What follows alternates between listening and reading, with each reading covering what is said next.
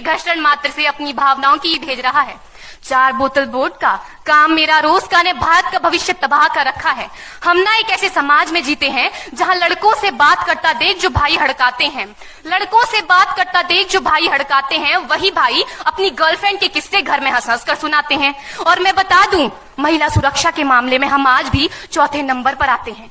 हम ना एक ऐसे समाज में जीते हैं जहां पत्थर की मूरत को लगते हैं 56 भोग और भूखे नंगे तड़पते सो जाते हैं लोग, भूखे नंगे तड़पते सो जाते हैं लोग। मजदूर को मजदूर समझिए, मजबूर नहीं। गरीब को काम दीजिए, दान नहीं। और अगर दान देने के इच्छुक हैं तो जीते जी रक्तदान दीजिए और मरने के बाद अंग दान देकर किसी मरते हुए को जीवन दान दीजिए। यही सच्ची देशभक्ति और यही सच्चा राष्ट्र प्रेम है।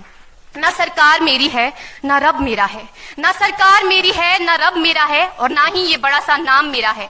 बस इतनी सी बात का गुरूर है मुझे कि मैं भारत की हूँ और ये भारत मेरा है और ये भारत मेरा है। परंतु एक वैचारिक बीमारी हमारे समाज में मुझे नजर आती है। कहा जाता है हम दुनिया के सबसे बड़े लोकतंत्र हैं, जहां हिंदू पैदा होते हैं, मुस्लिम, सिख और ईसाई भी पैदा होते हैं, लेकिन बदकिस्मती है अब इंसान पैदा नहीं होते। और मेरे विचारों में ना हिंदू की जरूरत है ना मुसलमान की जरूरत है। राष्ट्र निर्माण के लिए केवल अच्छे इंसान की जरूरत है, केवल अच्छे इंसान की जरूरत है। जरा सोच कर देखिए, ये पेड़ पौधे और शाखाएं भी परेशान हो जाएं अगर परिंदे भी हिंदू और मुसलमान हो जाएं। एक शैक्षणिक बीमारी भी हमारे समाज में मुझे नजर आती है, और बड़े ही आश्चर्य की बात है, जिस देश ने पूरी दुनिया को तक्षशिला और नालंदा देकर के विश्वविद्यालय शिक्षा की बुनियाद रखी, आज विश्व के 100 सर्वश्रेष्ठ विश्वविद्यालयों में हमारा एक भी विश्वविद्यालय खड़ा नहीं हो पाता। जहां एक और हमारे पास IIT, IIM और NIT जैसे शिक्षण संस्थान हैं, तो वहीं दूसरी ओर इस देश के गरीबों को बेरोजगारी की जमात में खड़ा करने के लिए उनके हाथ में सर्व शिक्षा अभियान का झुंझुना पकड़ा दिया जाता है। और मैं बता दूं, इस शैक्षणिक बीमारी का केवल एक कारण वो ये कि हमारे देश की शिक्षा नीति केवल 2 तरह के लोगों के लिए बनती है। पहले वो जो विद्वान हैं और दूसरे वो जो धनवान हैं।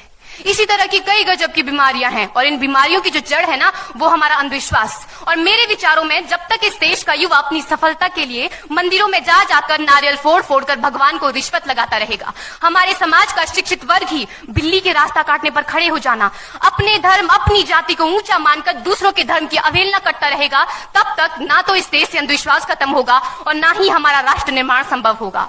हमारी संस्कृति, हमारी सभ्यता को दुनिया ने शीश नवाया है, तो क्यों आस्था के नाम पर हमने अंधविश्वास फैलाया है। मेरे विचारों में हमारा राष्ट्र निर्माण तब संभव होगा जब इस देश में महिलाओं की पूजा नहीं उनकी इज्जत की जाएगी। राष्ट्र निर्माण तब संभव होगा जब हम जातिगत आरक्षण नहीं बल्कि सामाजिक सशक्तिकरण पर बात करेंगे। राष्ट्र निर्माण तब संभव होगा जब स्वच्छता अभियान में केवल सरकार नहीं बल्कि सड़क पर चलने वाला हर एक नागरिक हाथ बंटाएगा, स्वच्छ भारत स्वस्थ भारत को दिल से अपनाएगा।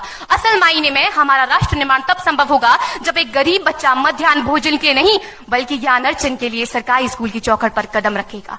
और हमारा राष्ट्र निर्माण तब तक संभव नहीं होगा जब तक एक नागरिक नैतिक रूप से सतीन, चारित्रिक रूप से भ्रष्ट, मानसिक रूप से दिवालिया, धार्मिक रूप से अंधा, राजनीतिक रूप से गंदा, स्वैच्छिक मान मूल्यों के आंकड़ों में जिन्न शिन्न पैपंदमयी अखंड भारत को खंड खंड करता रहेगा। तब तक हमारा राष्ट्र निर्माण संभव नहीं होगा।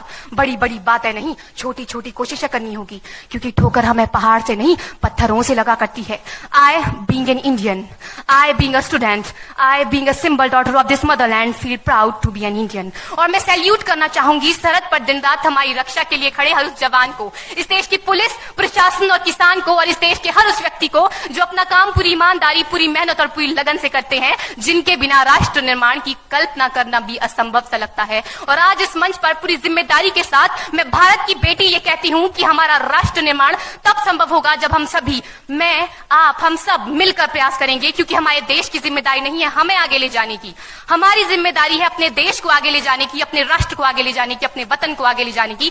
तो अंत में मैं बस यही कहना चाहूंगी, मेरा हिंदुस्तान महान था, महान है, महान रहेगा। मेरा हिंदुस्तान महान था, महान है, महान रहेगा। होगा हौसला सबके दिलों में बुलंद तो एक दिन पाकिस्तान भी जय हिंद कहेगा। पाकिस्तान ही क्यों, सारा जहान जय हिंद कहेगा, क्योंकि सारे जहां से अच्छा हिंदुस्तान हमारा, सारे जहां से अच्छा हिंदुस्तान हमारा, हम बुलबुलें हैं इसकी, ये गुलिस्तान हमारा, ये गुलिस्तान हमारा। जय हिंद, वंदे मातरम।